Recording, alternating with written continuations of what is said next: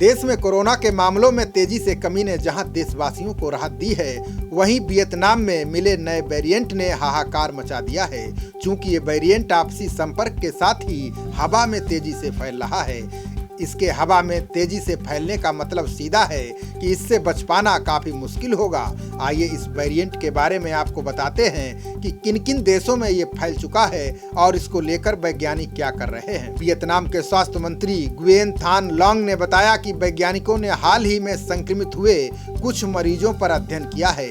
इसमें नया वेरिएंट पाया गया। इसे हाइब्रिड वेरिएंट बताया जा रहा है। ये वेरिएंट पुराने वायरस से कहीं ज्यादा खतरनाक है। ये हवा में आसानी से फैल रहा है। ये वायरस जैसे जैसे रेप्लिकेट होते हैं, उनमें जेनेटिक बदलाव भी होने लगते हैं। वियतनाम के स्वास्थ्य मंत्री का कहना है कि देश में बढ़ते मामलों के पीछे नया वेरिएंट जिम्मेदार हो सकता है। ये वियतनाम में 30 जगहों पर फैल चुका है। ऐसे में ये वेरिएंट बच्चों को लेकर भी चिंताएं बढ़ा रहा है। इससे पहले विश्व स्वास्थ्य संगठन ब्रिटेन, भारत, दक्षिण अफ्रीका और ब्राजील में पाए गए वेरिएंट को चिंताजनक करार दे चुका है। आपको बता दें कि वियतनाम कोरोना वायरस पर जीत हासिल करता दिख रहा था। यहाँ जान गंवाने के आंकड़े कम हो रहे थे। कुछ ही हफ्तों में हालात फिर से बिगड़ने लगे। नए मामले ऐसी जगहों पर देखे गए जहां घनी आबादी और इंडस्ट्रियल जोन है। यहाँ कई बड़ी कंपनियों के ऑफिस हैं। कुछ जगहों पर धार्मिक कार्यक्रमों के बाद मामले बढ़ते देखे गए, जिसके बाद उन पर रोक भी लगा दी गई।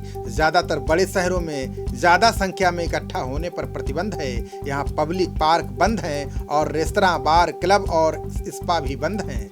कोरोना वायरस का एकमात्र इलाज वैक्सीन है। वियतनाम में 10 लाख लोगों को वैक्सीन लग चुकी है। पिछले हफ्ते फाइजर के साथ 3 करोड़ खुराकों की डील हुई है।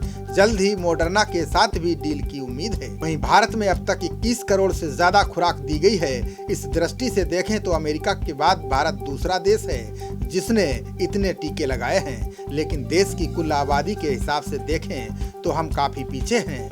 130 करोड़ की आबादी को देखते हुए ये आंकड़ा मामूली है। यहाँ कुल आबादी के 3% लोगों को ही दोनों खुराक मिली हैं। ऐसे में दोनों खुराक पाने वाले लोगों की संख्या सीमित है। सरकार ने संकेत दिया है कि वो अगले कुछ महीनों में 25 से 30 करोड़ खुराक खरीदकर टीकाकरण तेज करेगी। अमेरिका की बात करें तो वहाँ अब तक 29 करोड़ से ज्यादा खुराक दी जा चुकी है। देश में 49% लोगों को पहली खुराक व 40% को दोनों खुराक दे दी गई है। ब्रिटेन में अब तक 6 करोड़ 26 लाख वैक्सीन की खुराक दी गई है। देश की 35% आबादी को दोनों खुराक दी जा चुकी है। 57% को पहली डोज मिल चुकी है। जर्मनी में अब तक 4 करोड़ 83 लाख डोज लग चुके हैं। जर्मनी की 40% आबादी को पहली और 16% को दोनों खुराक दी जा चुकी है। फ्रांस में अब तक 3 करोड़ 42 लाख डोज दी गई हैं। यहाँ 35% आबादी को पहली और 15% को दोनों खुराकें दी गई हैं। वहीं ब्राजील में अब तक 6 करोड़ 52 लाख कुल डोज दिए गए हैं। यहाँ की 20% आबादी को पहली और 10% को दोनों खुराक लग चुकी हैं। भारत में कोरोना की दूसरी लहर का कहर कुछ कम होने लगा है। पिछले 24 घंटे में नए मामलों के साथ पहली बार जान गंवाने के आंकड़ों में भी कमी देखी गई।